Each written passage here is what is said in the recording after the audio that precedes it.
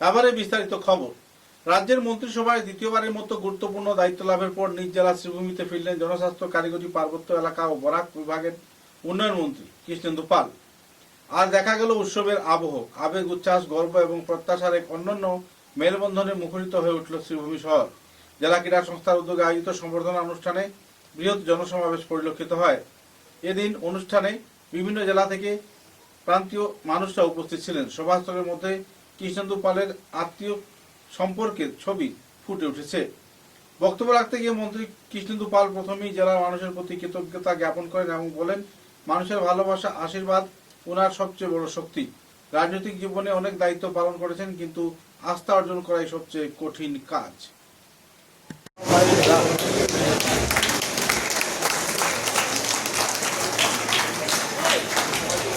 ধন্যবাদ আশিস দাস।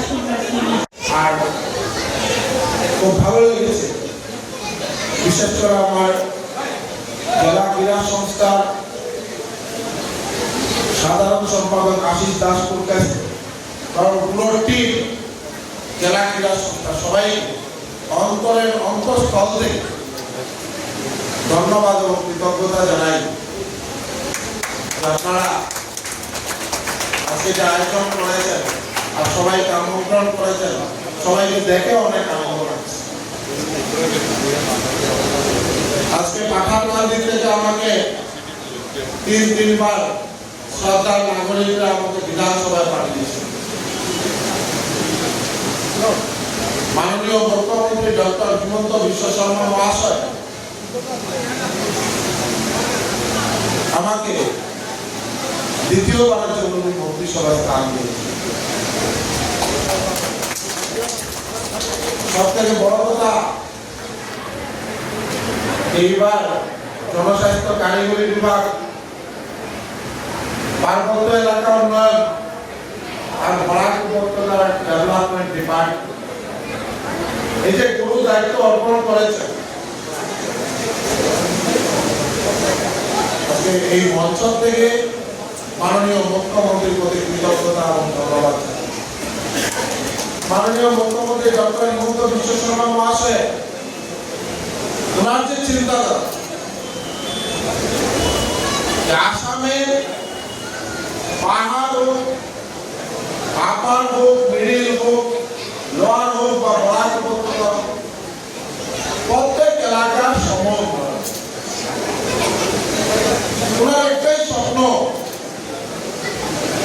যে আসাম ভারতবর্ষের 5টা উন্নত সারির রাজ্যের মধ্যে একটা রাজ্য হিসাবে যাতে প্রতিষ্ঠিত হতে পারে।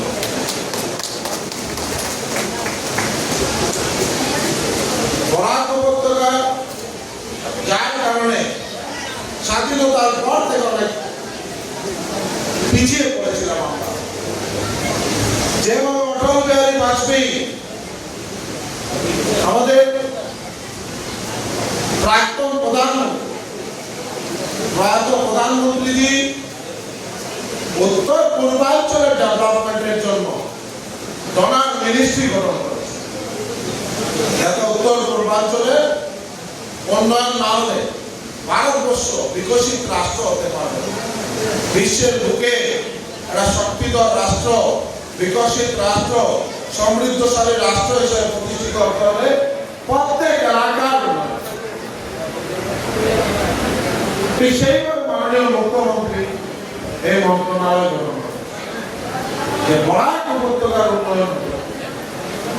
আর বরাক উপত্যকায় শুধু রাস্তাঘাট, নদীর উপর ব্রিজ, এগুলো তো চলছে। সব থেকে বড় কথা যে মুখ্যমন্ত্রী ডক্টর হিমন্ত বিশ্ব শর্মা মহাশয় আমাদেরকে সবসময় একটা কথাই বলে দেয় যে ইস্ট ওয়েস্ট করিডোর রাস্তার অগ্রগতি প্রতি 15 দিনে একবার রিভিউ করা, একটা সময় নির্ধারিত করে দিয়ে দিয়েছে যাতে আগামী জুলাই 31-এর ভিতরে এই কাজগুলো সম্পন্ন হয়। যার কারণে রিভিউ মিটিং করেছি, নিজে স্পট ভেরিফিকেশন করেছি এবং দেখেছি, আমার বিশ্বাস হয়েছে যে আগামী 31 জুলাই আমাদের ইস্ট ওয়েস্ট করিডোরের কাজ সম্পন্ন হবে। সঙ্গে মুখ্যমন্ত্রী বরাক ত্রিপুরা মিজোরামের নাগরিকদের জন্য চিন্তা করেছেন যার একটা এক্সপ্রেস হাইওয়ে প্রয়োজন, যেটা বড়াপানি টু পাঁচরা, এখন ওইটাকে কানেক্টেড টু শিলিগুড়ি, যাতে এখান থেকে আমরা ভারতবর্ষের সঙ্গে কানেক্টেড হতে পারি। যার কারণে এই ব্যবস্থা করা হয়েছে। আজকে মেঘালয়ের রাস্তা আমাদের মালিগঞ্জ থেকে বদরপুর, এই রাস্তার জন্য নতুন করে স্যাংশন মাননীয় মুখ্যমন্ত্রী মহোদয়ের নেতৃত্বে হয়েছে। কয়েকদিন রিভিউ করা হয়েছে যাতে এই রাস্তা অতি সত্তর কাজ সম্পন্ন হয়। আজকে বাংলার থেকে আমাদের বাবা হোটেল অব্দি এই রাস্তার টেন্ডার হয়েছে, 24 তারিখ লাস্ট টেন্ডার ডেট, তারপর ওইটা অ্যালটমেন্ট হবে যাতে রাস্তা সম্পন্ন হয়। আজকে ক্যাপিটাল পয়েন্ট টু রাঙ্গিরখালি হয়ে মিজোরাম এই রাস্তার অগ্রগতি এবং বাকি যে রাস্তা বাকি রয়েছে যাতে খুব তাড়াতাড়ি কাজ সম্পন্ন হয়। আজকে শ্রীভূমি শহরের রাস্তা 56 কোটি টাকা মুখ্যমন্ত্রী মহোদয় স্যাংশন করে দিয়েছেন। এত উন্নত মানের রাস্তা, এই রাস্তার সঙ্গে ড্রেনের স্যাংশন করে দেওয়া হয়েছে।